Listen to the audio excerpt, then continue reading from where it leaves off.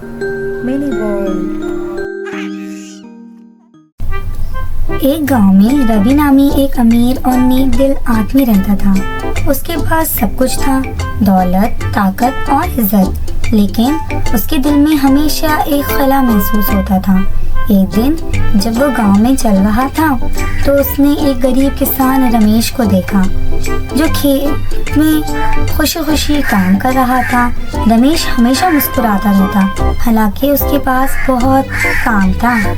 حیران ہو کر روی نے رمیش سے پوچھا، تمہارے پاس اتنا کام ہے پھر بھی تم اتنے خوش نظر آتے ہو، یہ کیسے ممکن ہے؟ رمیش نے مسکرا کر جواب دیا، خوشی دولت سے نہیں، قناعت سے آتی ہے۔ میں چھوٹی چھوٹی چیزوں میں خوشی پاتا ہوں، میرا خاندان، میری صحت اور میرا کام۔ پیسہ ایسی خوشی نہیں خرید سکتا۔ یہ سن کر روی کو احساس ہوا کہ وہ اپنی دولت کے باوجود غلط چیز کے پیچھے بھاگ رہا تھا۔